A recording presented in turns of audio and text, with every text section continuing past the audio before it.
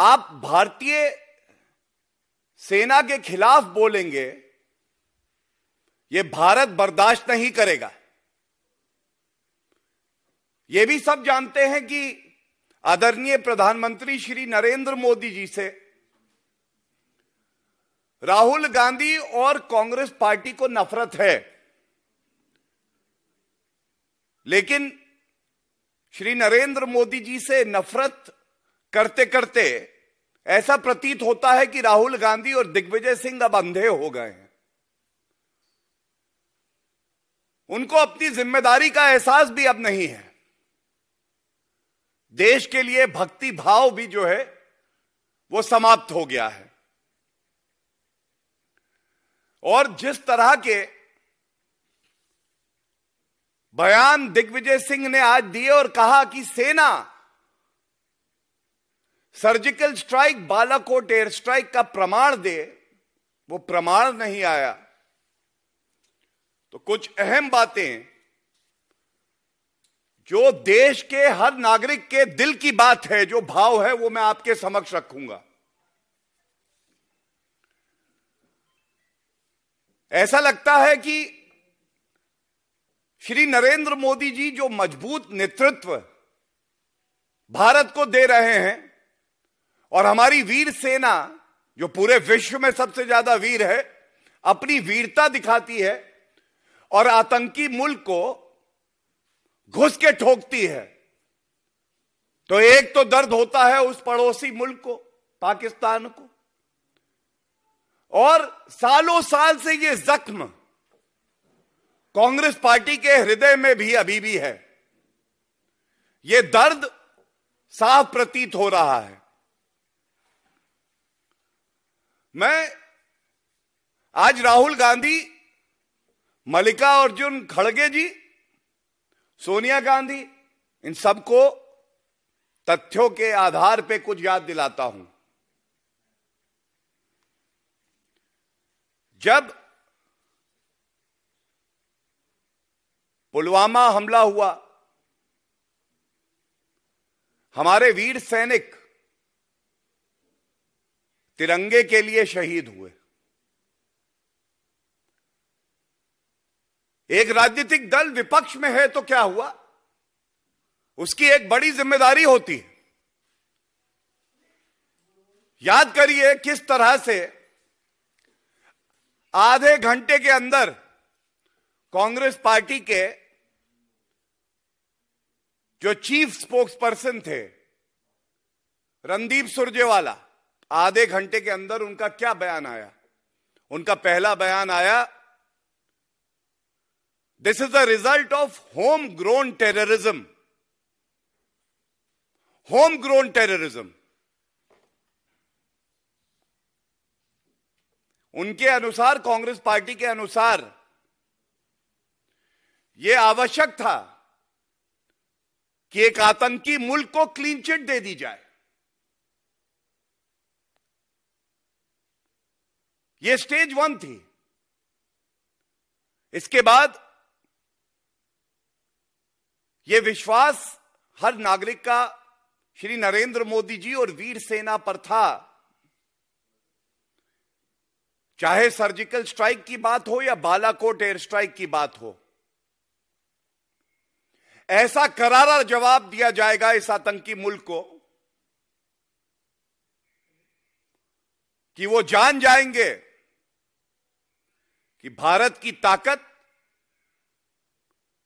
जब राजनीतिक इच्छा शक्ति हो और उसके साथ हमारी वीर सेना हो, तो कुकर्मों का, आतंकवाद फैलाने का जो परिणाम होता है वो भुगतना पड़ता है। जब सर्जिकल स्ट्राइक हुई तो स्टेज 2 थी।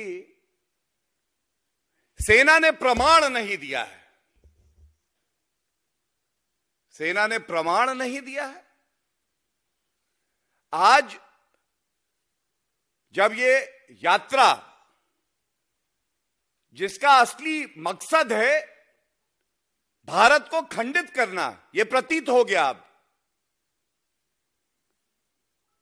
तो तो आपकी जिम्मेदारी यह है कि इस तरह के बयान पुनः दोहराएं। यह अपने आप में दर्शाता है राहुल गांधी और कांग्रेस पार्टी का भारत की जो संवैधानिक प्रणाली है उसमें विश्वास नहीं है, हमारी वीर सेना उस पे इनका विश्वास नहीं है, और बार बार इस तरह के सवाल उठाकर ये हर नागरिक का अपमान करते हैं और देश की सेना का अपमान करते हैं। ये चार्ज यहां से हम इन पे लगाते हैं।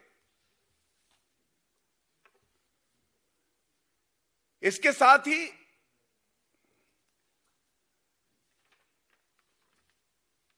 मैं ये भी आपको बता दूं कि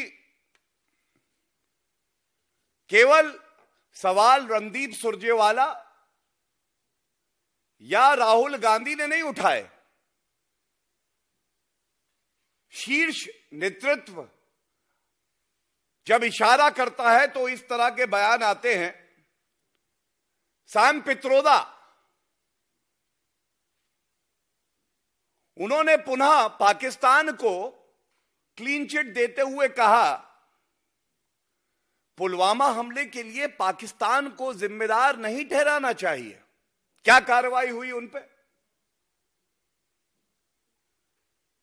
इसी कड़ी में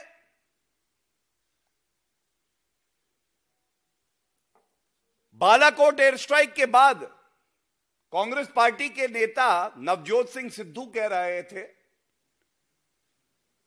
कोई आतंकी मारा नहीं गया है, हां पेड़ पर कौवे बैठे थे, वो कौवे मर गए हैं। ये क्या दर्शाता है?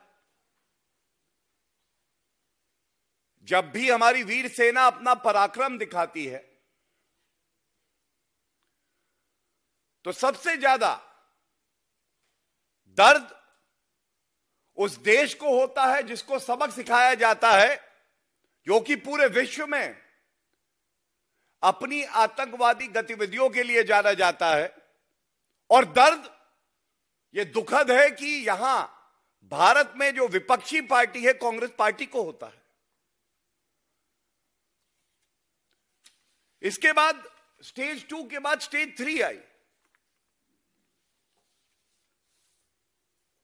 स्टेज 3 क्या थी? स्टेज 3 ये थी कि आरटीआई लगाई। आरटीआई में देखिए राहुल गांधी और दिग्विजय सिंह जी को सब पता है, वो सोने का नाटक करते हैं। आरटीआई क्वेरी हुई, उसमें पूछा गया सेना से, तो डीजीएमओ ने जो उत्तर दिया वो मैं आपके समक्ष इसलिए रख रहा हूं, ये बार बार कहते हैं कि प्रमाण दो, खाता ना बही जो सेना हमारे देश की कहे वो ही सही।